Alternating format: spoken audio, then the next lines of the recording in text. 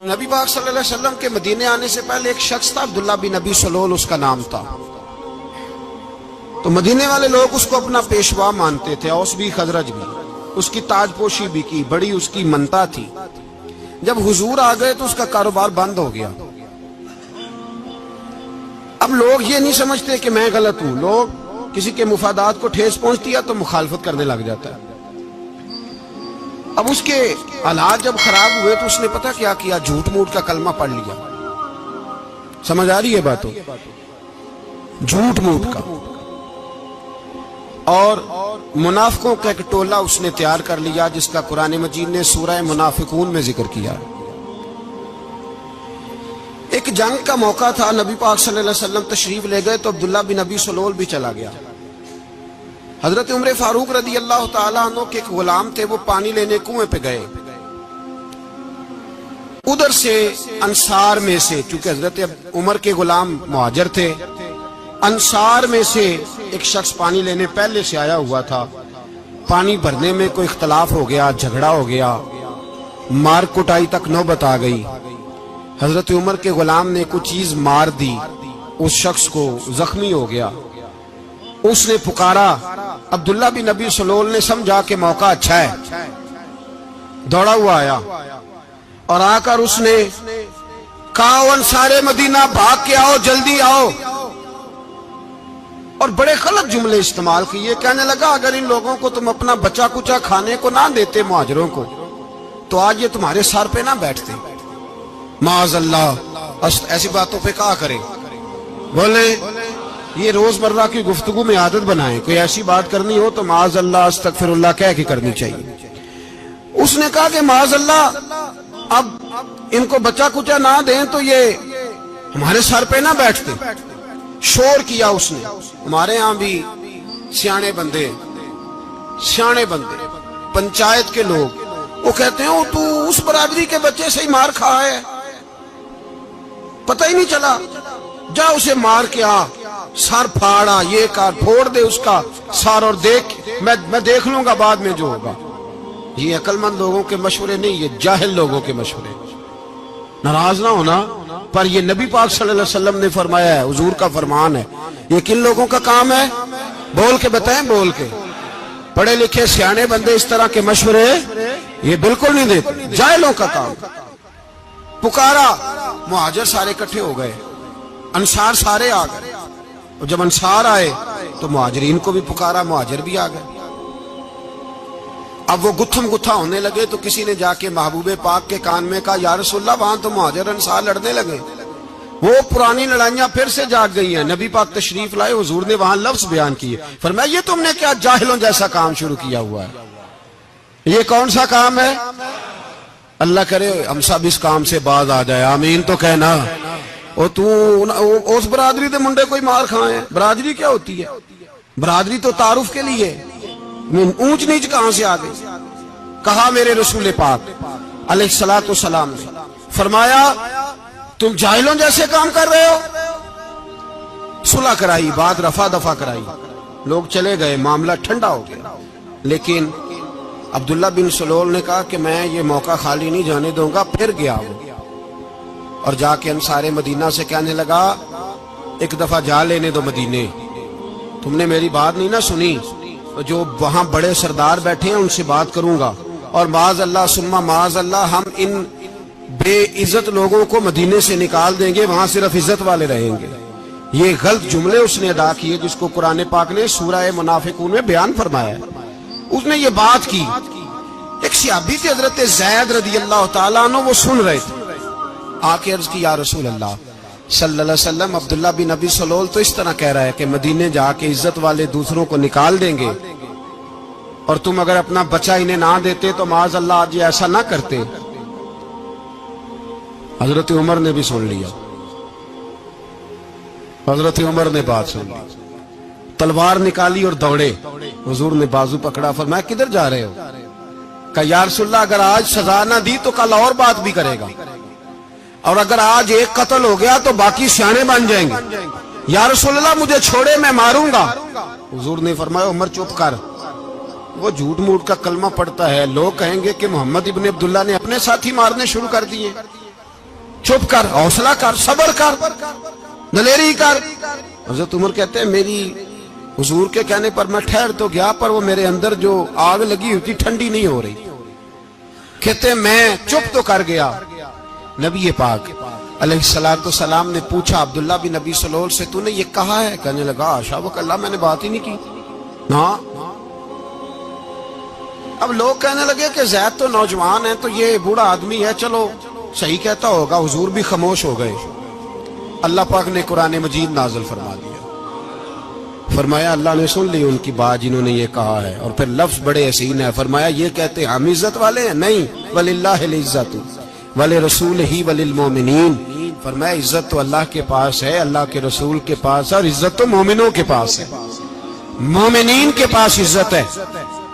یہ قرآن پاک نے سارا مضمون بیان کر دیا کہ عبداللہ بن نبی سلول غلط کہتا ہے اور حضرت زید صحیح کہتے ہیں۔ حضور نے کچھ نہیں فرمایا، جا رہا ہے قافلہ۔ جب مدینے کی سرحد آ گئی نا، حدود مدینہ منورہ کی شروع ہوئی، تو عبداللہ کا اپنا بیٹا، اس کا نام بھی عبداللہ بن عبداللہ تھا، اپنا بیٹا اس کا بڑا مخلص جانثار غلام تھا میرے رسول پاک صلی اللہ علیہ وسلم کا۔ وہ تلوار لے کے مدینے کی حد پہ کھڑا ہو گیا اور کہنے لگا میرے باپ، تو نے اتنی بے ایمانی کے لفظ کہے کہ میں ان کو نکال دوں گا؟ کہے اپنی زبان سے کہ میں ذلت والا ہوں، رسول پاک کو اللہ نے بڑی عزت عطا فرمائی، کہے ورنہ میں تیری گردن کاٹ دوں گا۔ بول، کہے حضور بھی عزت والے اور نبی پاک کے غلام بھی عزت، کہے اپنی زبان سے، کہے میرے رب کا یہ فرمان ہے وَرَفَعْنَا لَكَ ذِكْرَكَ، ابھی میں خود تیرے لیے تیری شانوں کو بلند فرما دوں گا۔ تو کہا کہے، تو دشمن ہو کے کہنے لگا میرے بیٹے مجھے معاف کر دے، مصطفیٰ تو بڑی عزتوں والے، ان کے غلام شانوں والے۔ جب بیٹا تلوار لے کے سامنے کھڑا ہوا، شہرت ہوئی، اب نبی پاک نے حضرت عمر کی طرف دیکھا، کہا عمر تیری بات صحیح تھی، اب جو ہوا یہ زیادہ صحیح تھا، وہ میں نے تجھے کہا حوصلہ کر، تدبر کر، وقت کا انتظار کر، یہ صحیح ہوا کہ وہ صحیح تھا۔ تو حضرت عمر فاروق کہنے لگے یا رسول اللہ، میں گواہی دیتا ہوں آپ واقعی اللہ کے سچے رسول ہیں صلی اللہ علیہ۔ اتنی اچھی رائے، وقت فیصلہ کرتا ہے، تدبر سے چلے، دانائی سے چلے، علم پیدا کرے، بردباری۔ ہمیں کئی دفعہ سجدہ صاف کرنا پڑتا ہے، ہم جو کہتے ہیں بات اس کے الٹ نکل آتی ہے۔ ہم کسی شخص کے بارے میں کوئی تبصرہ کر بیٹھتے ہیں، کچھ عرصے کے بعد ہمیں پتہ چلتا ہے کہ وہ تو ایسا تھا ہی نہیں، ہم نے غلط بات کر دی۔ ہم بغیر تحقیق کے، بغیر تفتیش کے، حوصلہ نہ ہونے کی وجہ سے، صبر نہ ہونے کی وجہ سے ہم بہت سارے کام کر گزرتے ہیں، پھر ہمیں نقصان ہوتا ہے۔ اپنی زندگی میں علم نہ چھوڑیں، حوصلہ نہ، لڑائیاں ہوتی ہیں نا گھروں میں، اس کی وجہ خامد ہوتا ہے، بیوی نہیں ہوتی۔ یہ بات گھر جا کے بتانا کہ آج انہوں نے کہا ہے۔ لڑائی کی وجہ کون ہوتا ہے؟ نہ بولو تسی، پر میں تے آنکھ ہی چھڑیا ہے، وہ تو ریکارڈ ہو گیا ہے۔ لڑائی کی وجہ کون ہے؟ جڑے باتیں لڑتے ہیں وہ کندے ہی نہیں پے۔ وجہ کون بنتا ہے جی؟ کیوں بلا؟ اس لیے کہ نبی پاک صلی اللہ علیہ وسلم نے فرمایا عورت کی عقل آدھی ہے تو تیری تو پوری ہے نا، جس کا مطلب ہے لڑائی اگر بچ سکتی تھی تو مرد کی وجہ سے بچ سکتی تھی، گھر میں امن ہو سکتا تھا۔ کہتے ہیں جی یہ بڑی بیوقوف ہے، میری سنتی نہیں۔ تو میں نے کہا جو اس سے بحث کر رہا ہے وہ سیانا ہے؟ بولیں، جو بحث کر رہا ہے وہ عقل مند ہے؟ بندہ تو چلو تھا وہ دانشور، شیکسپیئر، باتیں بعض اوقات اس کی کچھ ایسی ہیں۔ اس سے کسی نے پوچھا تھا عورتوں سے کون جیت سکتا ہے بحث میں، تو اس نے کہا تھا وہ جو ان سے بحث نہ کرے، جو ان سے بحث۔ تو بھائی تو وجہ اس لیے کہ حوصلہ تو نہیں کرنا تھا۔ نبی پاک علیہ السلام نے فرمایا بی بی ٹیڑھی لکڑی ہے، سیدھی کرنے کی کوشش کرو گے تو ٹوٹ جائے گی، سیدھی۔ تو پھر کتنا بیوقوف ہے جو پتھر سے سر رگڑ رہا ہے، کتنا نادان ہے جو یہ حرکت کر رہا ہے، دریا میں چھلانگ لگا کے کہتا ہے ڈوبوں گا نہیں۔ تو بھائی حوصلہ پیدا کرے، علم پیدا کرے۔ بہت ساری ایسی باتیں کرے کہ جس میں اشتعال آئے گا، فٹافٹ 3 لفظ طلاق کے دے دیے، اب بھاگا گیا مفتی صاحب کے پاس، او ہو 4 بچوں کا کیا بنے گا؟ اور یہ بات پکی ہے کہ بچوں کو صرف ان کی ماں ہی پال سکتی ہے، ان کی ماں۔ اور بات مجھے نہیں بھولتی ایک شخص نے بیوی کو طلاق دے کے دوسری شادی کی. اس کا بیٹا تھا 10 سال کا. اس نے اپنے بیٹے سے کہا کہ بیٹے بتا پرانی اماں صحیح تھی یا یہ صحیح ہے؟ اس نے کہا نہیں ابا وہ تو جھوٹ بڑے بولتی تھی، یہ صحیح ہے. وہ جھوٹی تھی، وہ جھوٹ بڑے بولتی تھی میری سگی اماں، یہ سچ بولتی ہے. اس نے کہا وہ کیسے؟ کہنے لگا اس لیے کہ میں کوئی شرارت کرتا تھا تو میری سگی اماں مجھے تھپڑ مارتی تھی اور کہتی تھی تجھے روٹی نہیں دے رہی، جا دوڑ جا گھر سے. تو میں دوڑ جاتا تھا تو جھوٹ بولتی تھی نہیں دینی، پھر آدھے گھنٹے کے بعد مجھے ڈھونڈنے لگ جاتی تھی، ڈھونڈ کے لاتی تھی، پھر میری منت کرتی تھی، پھر مجھے کہتی تھی نہ مجھے ستایا کر، پھر میرا ماتھا چومتی تھی، پھر میری مرضی کا کھانا بنا کے دیتی تھی، پھر میرے منہ میں لقمے ڈالتی. جھوٹی تھی، پہلے کہتی ہے نہیں دینی پھر پیچھے بھاگتی ہے. یہ سچی ہے، میں شرارت کرتا ہوں تو تھپڑ مار کے نکالتی ہے، پھر میں منتیں کرتا ہوں پر روٹی نہیں دیتی، پیر پکڑتا ہوں نہیں دیتی. سچ بولتی ہے، اپنی بات پہ ڈٹ جاتی. او بھائی بچے اس کی ماں ہی پال سکتی ہے. تو نے 3 جملے کہتے سوچا ہی نہیں، تیرا کا گیا تو یہ تو نئی بیوی ملے گی، اور اس کا بھی کیا گیا، اس کو بھی شاید شوہر مل جائے. ان پھولوں کی پرورش صرف ان کا مالی کر سکتا ہے، دوسرا کر سکتا؟ تو نے حوصلہ ہی نہیں کیا. ٹھیک ہے غلطی بیوی کی تھی پر تو مرد تھا نا، تیرے پاس تو دلیری تھی. فٹافٹی 3 طلاق کے جملے کہہ دیے. اور میرے رسول پاک علیہ السلام نے فرمایا جائز کام بڑے ہیں پر طلاق جائز تو ہے پر میرے رب کو پسند نہیں، اللہ کو پسند. تو نے مالی بگا دیا جس نے تیرے گھر کا باغ سینچنا تھا. تو بھائی یہ حوصلہ نہیں. درجنوں طلاقیں، 20 کیس، اور ابھی وہ شادی کے پورے کپڑے نہیں پہنے تو طلاق پہلے. اس کی وجہ یہ کہ حوصلہ نہیں، صبر نہیں، رضا نہیں. ہم احساس نہیں کرتے. اگر تو یہ سمجھ جائے کہ بس اللہ نے جو میرے لیے بہتر سمجھا مجھے دے دیا، صحیح ہے میری آزمائش ہے، کیا ہے کچھ ہے جو اس نے بہتر سمجھا مجھے اس نے، پھر تو سکھی ہو جائے، تیرے لیے جینا آسان ہو جائے، پھر تو بہت ساری پریشانیوں سے آزمائشوں سے دور ہو جائے. میرے نبی پاک علیہ السلام نے ہمیں حوصلہ کرنے کا حکم دیا، دلیری. 2-3 سال شاید پچھلے سال یا اس سے پچھلے سال حج کے موقع پہ نا ہمارے پاکستان میں تو بڑے بڑے انوکھے واقعات ہوتے ہیں. سننے سے کیا میں کہتا ہوں وہ عبرت کے لیے ہوتے ہیں. جعلی ویزے لگوا دیے حج کے کسی ایجنٹ نے، اللہ کے مہمانوں کو بھی لوگ لوٹ لیتے ہیں. جعلی ویزے لگوا دیے. اور مزے کی بات یہ ہے کہ پاکستانی ایئرپورٹ سے گزر بھی گئے وہ ویزے والے، اور احرام باندھے لوگ جدے پہنچ گئے. 4 آدمی تھے، انہوں نے ویزا دیکھا تو کہا نقلی آپ کو واپس جانا پڑے گا. اگلی فلائٹ سے وہ لوگ واپس آئے. آپ مجھے بتائیے ان کی جب وہ چھوٹے چھوٹے کلپ آئے، میڈیا نے ان کی باتیں سنی تو ان کے آنسو نہیں تھمتے تھے. ایک آدمی احرام باندھ کے گیا ہے، معمولی سمجھتے ہیں آپ؟ میرے جیسا غریب آدمی کبھی اس نے ارادہ کیا اور مدینے جانے کا لیٹ ہو جائے تو کلیجہ پھٹنے کو آتا ہے. کچھ مجبوریاں پیروں میں آ جائے، نہ جا سکے تو پتہ نہیں کتنی توبہ کرنے کو دل کرتا ہے کہ کہیں غلطی تو نہیں ہو گئی، کوئی ایسی بات تو نہیں نکل گئی. یقین کریں طبیعت پریشان ہو جاتی، یار کوئی ایسا کام تو نہیں ہوگا جس کی وجہ سے یہ بات ہوئی. 4 آدمی لوٹ آئے، حالات خراب ہو گئے، لوگ رو رو کے قصے سناتے تھے. لیکن میرے رسول پاک علیہ السلام کا حوصلہ دیکھو. حضور کعبے کا بھی کعبہ، حضور مالک، حرم کے مالک مطلق، جن کے صدقے اللہ نے کعبہ کو بیت اللہ بنایا. حاجیو آؤ شہنشاہ کا روضہ دیکھو، کعبہ تو دیکھ چکے اب کعبے کا بھی کعبہ دیکھو. حضور 1400 صحابہ کو لے کے گئے عمرہ کرنے. مقام حدیبیہ پر پہنچے تو کافروں نے روک لیا، ہم عمرہ نہیں کرتے. تو اور میں خادم اور جو وارث و مالک ہیں 1400 صحابہ، ہم نہیں عمرہ کرنے دیتے، واپس جائیے. صلح لکھی جا رہی ہے. صلح کی شرطیں کیا ہیں؟ مکے سے کوئی آدمی غلطی سے بھی مدینے چلا گیا، مکے کا آدمی، تو مسلمان اگر ان کے ظلم سے تنگ آ کے، مکی مسلمان کافروں کے ظلم سے تنگ آ کے مدینے چلا گیا تو مدینے والے واپس کریں گے.